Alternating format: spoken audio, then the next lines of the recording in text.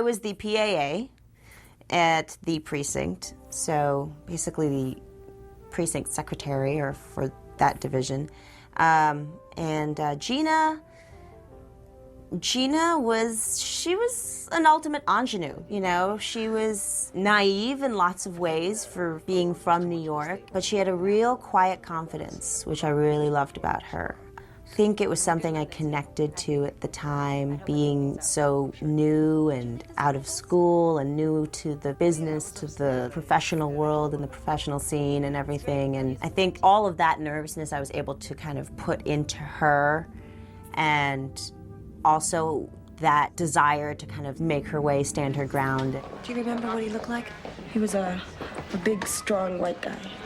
He must have been following me. David just came up to me one day and he put his arm around me and he goes, okay, this is what we want to do. This traumatic thing is going to happen to your character, and we want to slash her face, and we want to scar her up, and we want to see how that heightens and how that changes and possibly makes the relationship between her and Nick's character grow and deepen, you know, through a tragic event. You don't have to stay, James. I want to.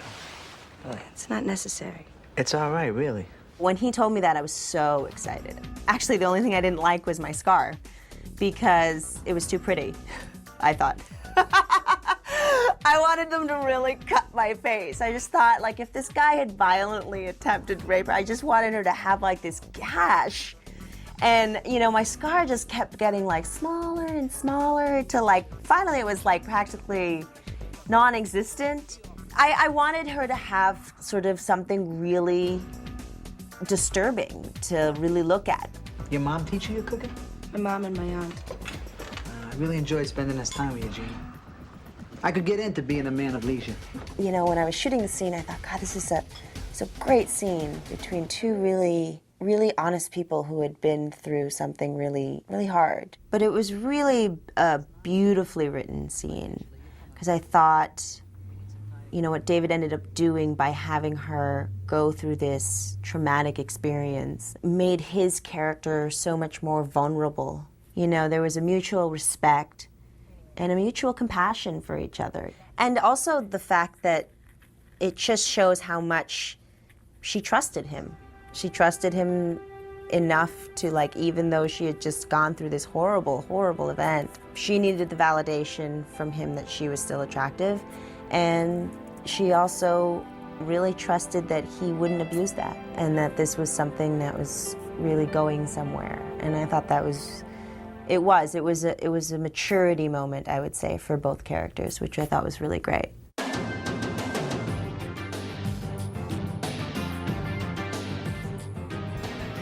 Sherry was the PAA, and basically a receptionist in the 15th. And as a character,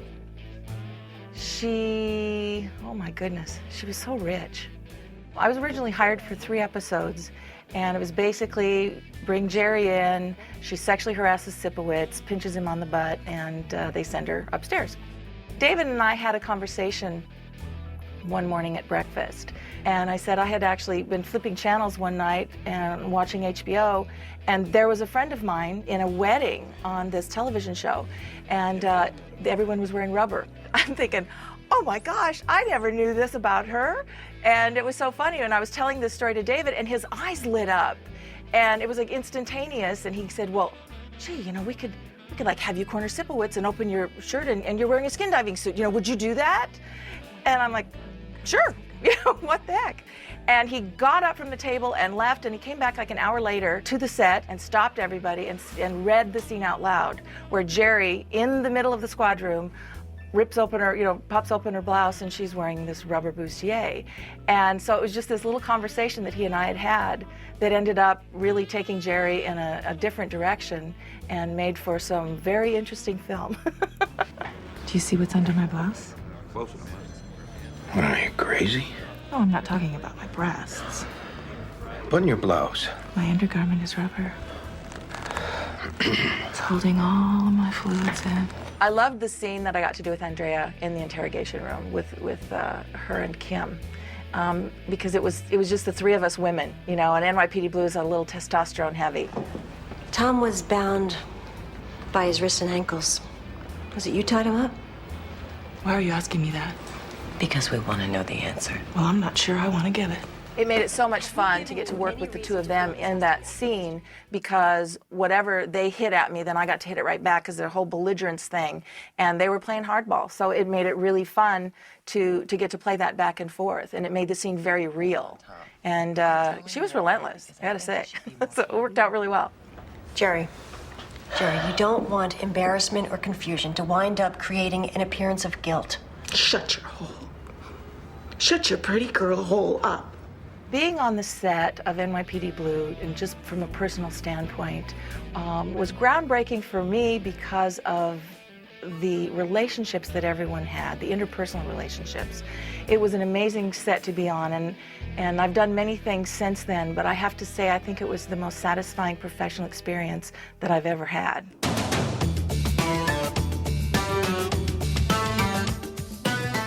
I came on the show to be a foil for Jimmy Smits, that he was going to inherit this apartment building. And that was pretty much it. I think they were planning on that was it. He was going to get rid of the apartment building, or this guy was going to move out. Where did she get off leaving you that building? Hey, change your tone or you're gonna get thrown back down those stairs, okay? Now, what's your name? Henry Coffield. She left you that building. My first day of work, David Milch, who I'd never met, came up to me and said, "How would you like to stay around here for a while?" And I'm like, of course. And I said, "How long?" He goes, "I don't know. You know, we'll see, a couple years." And I was like, that'll be fine. That would be fine.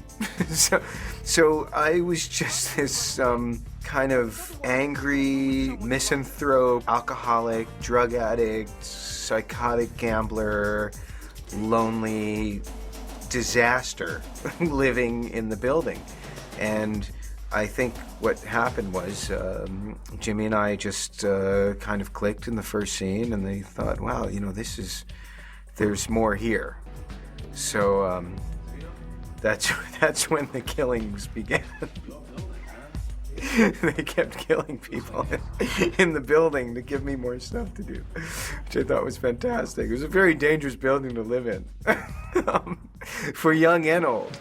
What went on here, Henry? What do you mean, what went on here? She got murdered. And who did it? What are you asking me for? Well, season 4 was really about meeting Henry and feeling out what Jimmy was going to have to deal with. Like, how bad was this situation? You know, right out of the gate, there's a murder in the building. It turns out that it's caused by something that Henry did. Then we're going to find out later on, you know, these things just happen to Henry because of who he is. And eventually, in later seasons, it turns into a real affection that Jimmy has to take care of Henry. But in the beginning, it was definitely, oh, what did I inherit? How bad is this? And each scene was always more information, like, about another problem that Henry has. Is it gambling? Is it drugs? Is it alcohol? You name it, is what it ends up being. But that's, you know, it's all peeled one layer at a time. I told you everything I could think of, you son of a bitch! Now give me my glasses back! I will break your glasses in two, Henry! The difference at NYPD Blue, I mean, it sounds cliche, but it was always the writing that made it very unique, because it was so written how actual people speak. And so that was very groundbreaking, and I'm not so sure it's matched anywhere else now.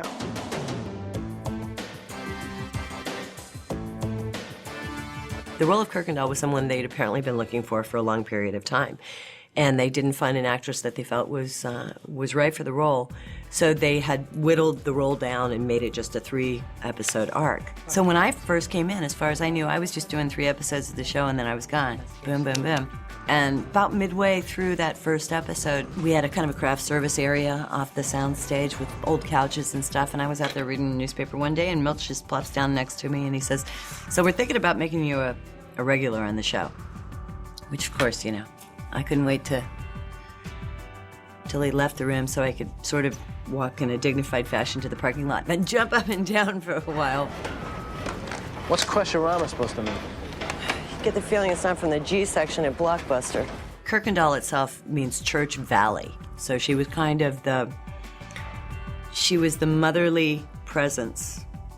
As tough a cop as she was. I think Kirkendall's womanhood and her maternal instincts were what informed her, what is the base from which she always operated.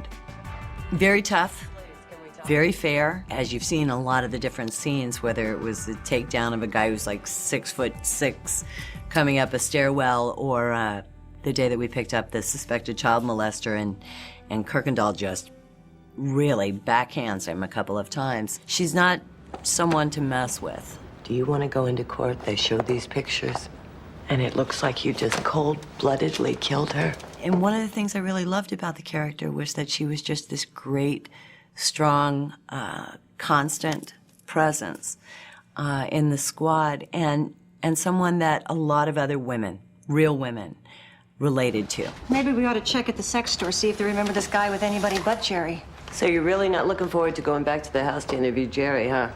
You got that right. There was a story arc where Kim and I are going over the crime scene where we find the guy hanging, the autoerotic asphyxia situation, and we're about to leave and we're going out the door, and I turn around and I go, slap me for saying those boots look kind of cool.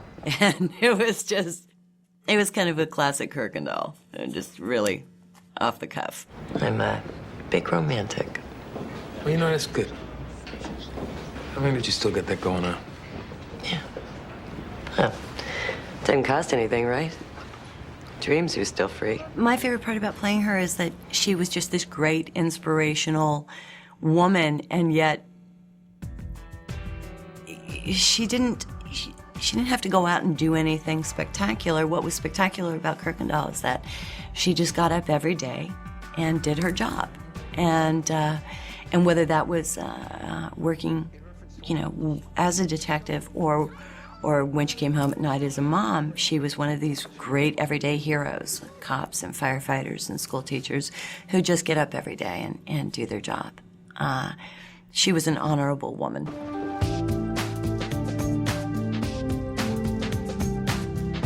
I think my favorite part of playing Abby was being able to be confident and secure in knowing what it is that she wanted in life, with no judgment and no fear, really, and being able to share that and open that experience up to Matapoy. Was it a really big left turn for you, finding out I was gay?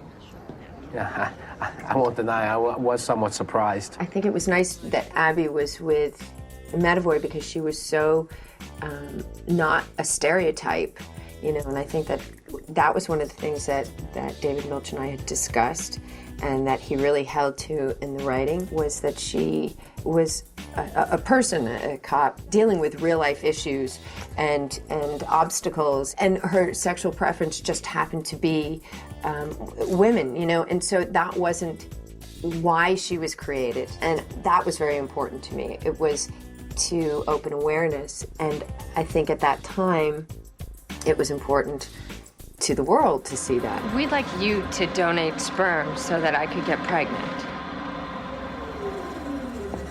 I mean, now it's more common, but at the time it wasn't common. So I think it was nice to bring to light that this does happen. Abby found a really special person, that to be able to share in having a child. Can I just ask you a question straight out, because I feel such rapport? Sure. Is that a vagina on the wall? They were constantly trying to put Matapoy in these situations to be taken aback and not know what to say. So we had him over, Abby and her partner had him over to dinner, and to ask him to donate sperm, which is huge unto itself. But he comes over, and I'm not sure he knew what he was going to be expecting. He sat down, and there was a huge painting, sculpture thing. It was definitely a vagina, and it was pink. Bright pink, and it was right in front of him. behind our heads, and even for us, it was a little much. I think we were like, oh my God, you know. And I tell this story, but, you know, initially it was pink, but if you watch the show, it's white, because it was so shocking that it even made myself and my partner blush. So, but that was a very fun scene. Abby Sullivan. Yeah, Greg Medaway. Just got transferred to RIP. I think it was unique and groundbreaking because it was truthful. You know, most shows are about the drama that one person or people are going through. The drama was life. But I also think that they tackled issues that, mine being one, that can be scary for Middle America, especially at that time, because it was such a comfortable world and real and truthful for the rest of the country or for viewers to watch. I think it was a beautiful way to introduce issues that maybe people don't necessarily want to deal with.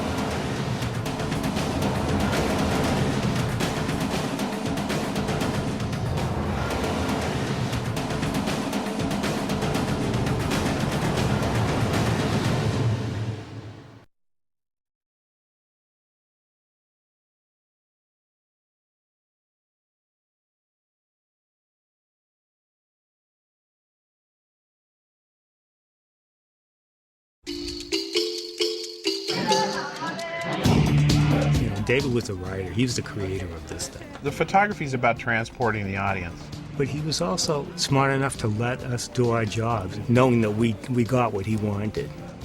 The last thing we wanted them to do was, even subconsciously, was have the audience say, oh, gee, that doesn't look right, or something's funny about the way that looks. Greg Hoblet probably had the ultimate role in developing the whole style. You know, the style of the show initially was very bold. When I first watched the show and I wasn't on it, I would say to myself, how do they get all this coverage? How do they know where to go? I was totally intimidated as a director. The camera was never handheld. It was always on what we call a fluid head. But once I shot it, it was the most freeing, enjoyable directing experience because you basically felt it was all spontaneous all the time. It was kind of a documentary approach. There still was a life to it. There still was a style that if Greg originally co-opted it from Leslie Decter, dozens of shows have co-opted it since, refined it through editing as well, and some might say unrefined it, where the storytelling has taken a second seat to style override. It worked. You know, it worked for what we did.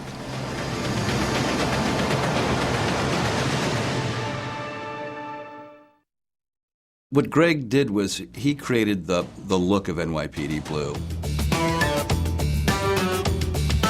He wanted the audience to feel like they were standing in the corner of the room and witnessing what was happening. Did you hear her tell that little girl to hate me? It sprung from some commercials that were pretty popular at the time Leslie Decter had been doing. Where instead of having like, just a nice still frame, the camera would move a lot. And in fact, a lot of these little moves that we used to do on the camera, we used to call Decters. And since the camera was always moving, I think people assumed it was handheld. It would do little hitches back and forth. If you were to look one way, I'd look that way with you. If you turned back the other way, I'd turn the other way with you. Where someone would come in the door and your eye would go over, find that person and bring them into the scene. When a scene would get crazy and all hell would break loose, the cameras would be crazy and all hell would break loose. On the more intimate scene, there's very little movement. The camera it's just taking a little kind of nervous twitch and that's it. You know, Lex actually had a signature little hitch that he would do that was kind of a dit and back. Uh-huh. Action! And I remember wondering what that was all about, and I actually never asked him. I could take an ass whipping, but it's not going to change what I say about that kidnap. What Greg Hoblet was brilliant at was coming up with the idea of shooting second unit in New York. You'd send a crew to New York and you would shoot, buses and people walking across the street. Just those kind of weird things you see in New York. And the camera would whip to these different things, and then it would whip from top down to the street level. And then in LA, we would actually shoot these scenes, and the camera would whip from something down to the action. And when you cut these two together, it's seamless.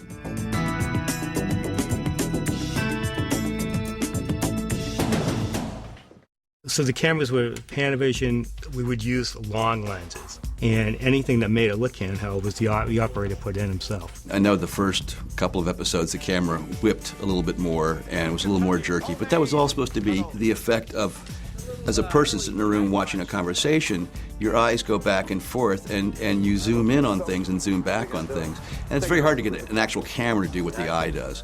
I remember getting a lot of feedback about people that were watching the show and getting, they would say, oh, it makes me sick. I can't watch the show because the camera moves too much.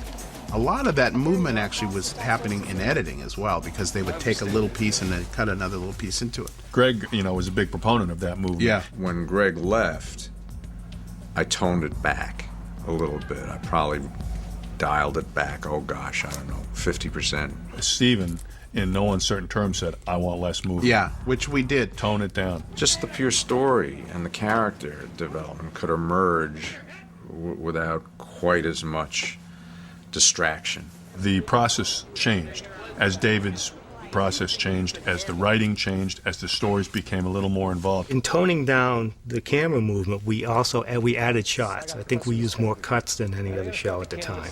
We could shoot from two cameras, maybe one center and one kind of off to the right.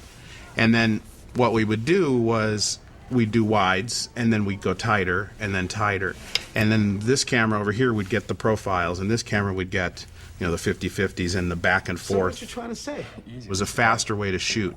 We had an enormous amount of work to do in 8 days at the time. The other great thing was we had zoom lenses on the cameras, and a lot of times the actors didn't know they were being photographed. And now part of the reason we would use those lenses, because we could change the lens immediately. I could go from a medium shot of a person to an extreme close-up in less than a second. Stylistically, that would become part of the show sometimes. This guy's looking really tight, and then you'd widen out. One of the harder jobs in the set was the guy pulling focus for these operators, because they had to be aware of every possible place they needed to find a focal length.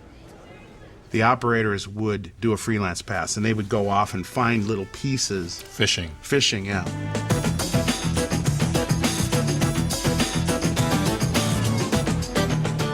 The operators wore headsets, and Brian, in the beginning was working with Mr. Microphone, and I stole that away from him. We would talk to the operators, go down and get this, go down and get that. Find things to shoot. Or you'd say, this time I want you to fish. Which is always fun for the operator, because you got to call the shots at that point. Those little pieces a lot of times were just gems, in the editorial process, because they could really tell stories. We would use small eyepieces. You want to be as close to the camera as possible. You'd sit as close to the camera as possible. The thing is to become organic, become with the camera, because we get ourselves into positions where you'd actually have to swing maybe 180 or 270 degrees. I think we'll kind of do the real basic version of how we would approach shooting a scene. And action. If he walks behind her, Steve, you'll want to drop down on her just like you did. Go down on the paper and up his arm to him. Cross behind her, please, and fall down on her. No, I don't understand what you're talking about. And back up to him. This is the first I've heard of it, so I don't get what you're saying at all. Just like at home. Yeah, just basically that's what we would do. You'd talk your way through the scene. If you wanted to let this pass with the actors become a little more heated, then you'll see how Steve's going to get into the scene and maybe do some little snap zooms, which we did occasionally.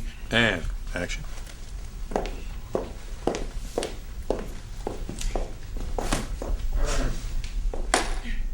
So why do you have me here?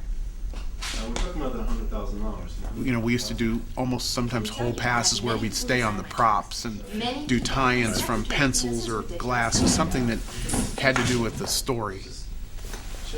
Bang it, Steve. Do I have to get my lawyer involved here or something? Go ahead, Steve. You're not making the rules. Back up. Is that clear? And? See how Steve resized to get the over there, too. Get a little wider, Steve. See a little more of him. Yeah. More. What's the problem? Do you have an error in your thinking? Bang in on her, Steve. Hundreds of $1,000s, and I don't know what. And go find him. This is absolutely ridiculous. Good move. See how he made it very fluid off of her onto him. The one thing we would do, for instance, if there was a gun or if there was some piece of evidence that they were talking about, we'd make sure and really tie that in as part of the the rhythm of the scene, and then the editors, of course, would take the piece and You know, and use it. a lot of shows have insert shots to see what's on a piece of paper or to look at a piece of evidence more closely. First of all, there wasn't the style of the show to see those things, and I was amazed and sort of freed by the fact that that stuff really wasn't that important. You get those great spontaneous mistakes. We'd call them the happy mistakes, even that the actors would make.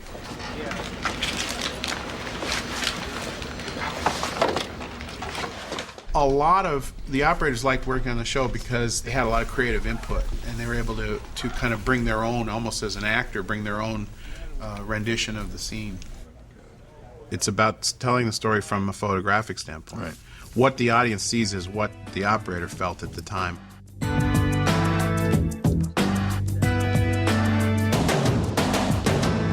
Tell you, Abby, the endorphin release subsequent to these workouts has gotten to be the high point of my days.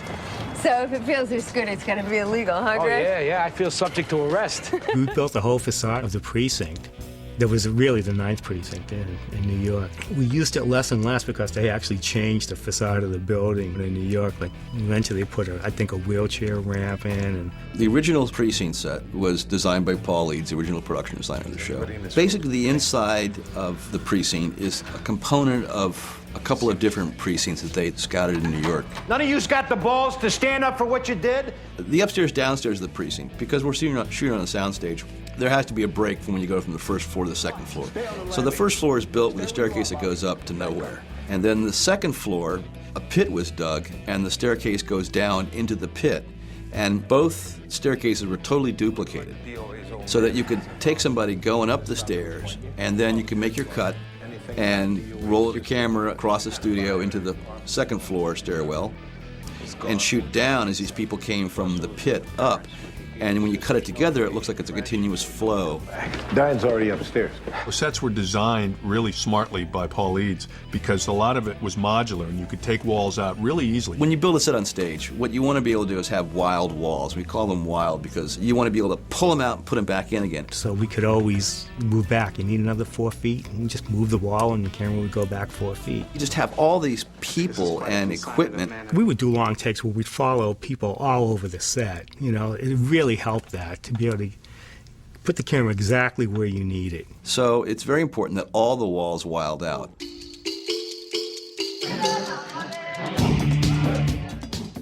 Everything about the whole show, from the casting to the sets to the way it's shot and lit, it was all about character, defining character, who they were, what they were like, what their background was, and then we would then design the sets based on that and the action.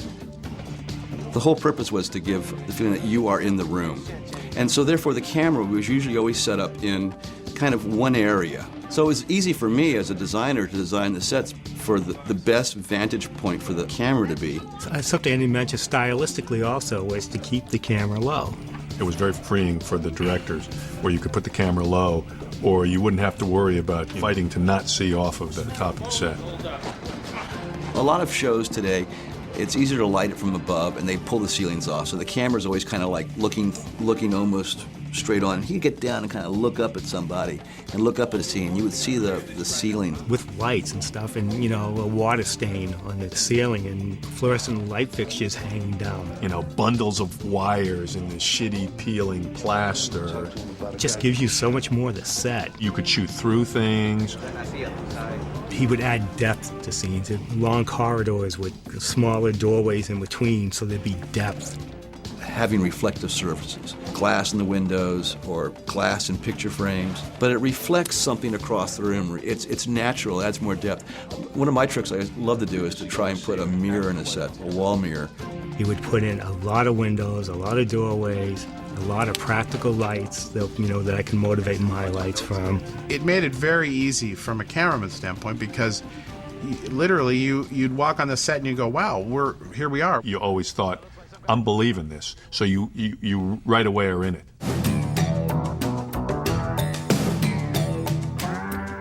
Depending on the story, we would dress the backlot of Fox, which isn't very big as far as Hollywood backlots go. We had basically this little T. That was what was the fun. You were really trying to create New York in this teeny little set. We would try and create as much character with the sets on the street and have as much things going on. As Paul Eads used to say, it was just eye wash.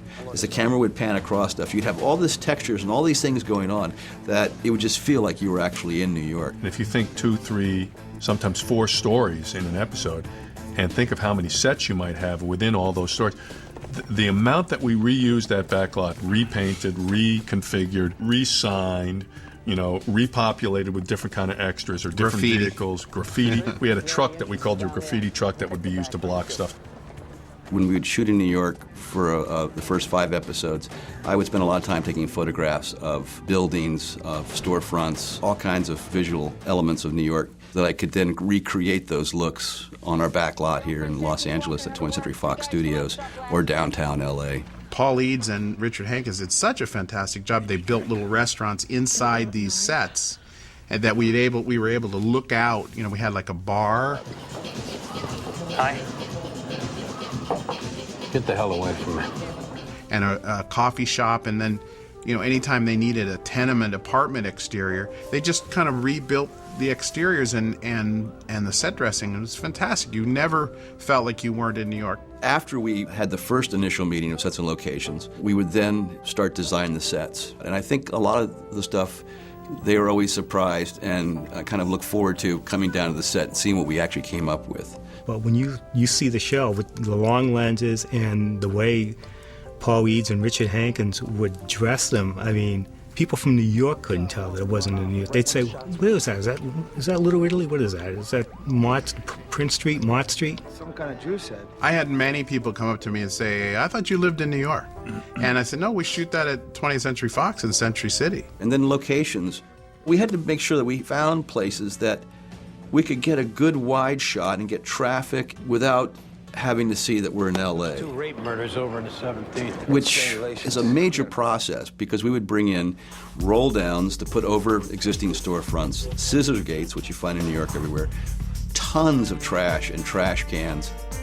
And you want fire escapes and you want alleys. And so we always ended up shooting in a little area downtown L.A. But we always had to make it look different, and we'd have to mask certain things. Through the lens's guidance, we could put your eye where we wanted it to be and not have you see what we didn't want you to see. We were trying to block palm trees, even telephone poles, because there are no telephone poles in New York. We would come in and we would repaint storefronts, we would age them down, we would graffiti-ize things. I mean, it was major, major production. So to get all these elements flowing, I would do sketches of the location with notes on it for the painters, what to be painting, what props we're going to need, where the cars are placed, build new facades. I mean, we brought in everything. And the feeling of being, surrounded by cars and taxis and color and different signs. It was a massive undertaking. It was like an army hitting downtown to make L.A. look like it's not L.A. but New York. When you'd go to New York, again, that was easy because now we're in the real environment. Because here, obviously, if we're shooting downtown Los Angeles for New York or on the back lot, you want to shoot at long lenses and pretty much compress everything and not see off. Well, in New York, the Chrysler Building is right up there, so why not have it in the frame, But you'd learn from those places about what you want to see. And when we would shoot in New York, sometimes people would come up to us and say, "Where you guys been? I haven't seen you around lately." That's because we only would do 5 days a year in New York, and the rest of it is L.A.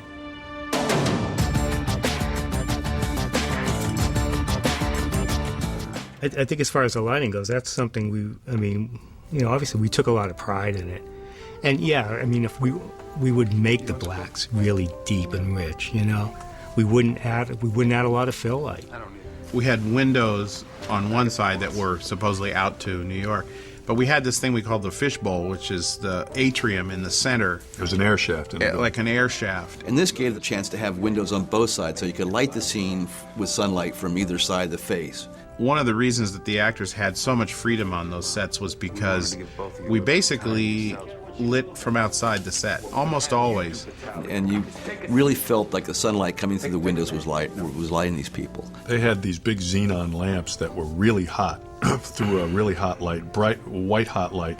And, if you blasted that, down onto a table, let's say in the interrogation room, it looked like real sunlight coming in there, especially if a guy was smoking. You got a great effect with that, texture coming up. When we shot NYPD Blue, the main thing was we would shoot it with practical lighting. So it was always important that the DP could augment it with extra practicals in the set or with other lighting. It was a very realistic look and feel. I think that's the trick, is you want it to be invisible to the audience so that they concentrate on the story. To not make it look like a set, to make it look like a real police station. When we would light, we would give the actors freedom of almost the entire set. So a lot of times you'd be surprised. Someone would walk over to a window and it was okay. The thing I noticed about New York that's different than we're living in Los Angeles is there's these big canyons where there's buildings, and even in broad daylight a lot of times there's not very much sunlight, or it's bouncing off of a window and coming back. And therefore the businesses usually leave their lights on. On NYPD Blue, no set was ever pre-lit, and in no time was it lit exactly the same. A lot of shows pretty much have an overall palette that they use, and then they just add to it. And not doing that, you really have to trust your grip and an electric crew. Most of the storylines are always kind of dark, sometimes morbid. You bastard. You sick bastard. I'm impressed but not afraid. Hmm? You could call it noirish. Someone would be keyed from not the typical key angle, like key from below, or from the back of their chin, their cheek. Part of the feeling was it was okay to not have an actor in full light all the time. A lot of producers are so crazy about, I got to see two eyes the whole time. We would set lights where someone would come down a hallway and they'd go into really hot, sunlight, and then they'd come into almost complete silhouette for a second. It looked so fantastic because it was real looking. In fact, we would probably put something that was overexposed somewhere in every scene. The tone of it was to not filter the camera at all. I'm not a big expert with ethnic sore points. But the idea was, don't cut to a close-up and have it look like, Marilyn Monroe all of a sudden. They're real people in a real space. I think that's part of the heart and soul from us, and it helps the performance. I mean, it helps the way the audience perceives the performance.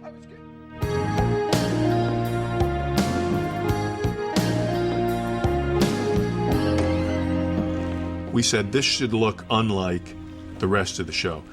We just created a dark space, and to make it look surreal was really the director of photography and the editing team. We lit it a little differently, used different diffusion. So the light would just be absorbed, but also you get a little bit of a kick off of it. We took a 12-foot by 12-foot silk and just really pumped light into it. The interesting thing when you do that is if a person walks in front of it, they sort of bleed into the white background. It's almost like you're on another planet. Richard Hankins and I discussed the colors. I was a big fan of not using a lot of red because in video it tends to get crazy. There were fights about it. Fights about red. Take that red shirt off that guy. But we painted the bar red in that scene, and I lit the wall red. And I had a light that they call a ring light that we actually put on the camera to really let the audience know this is a different place.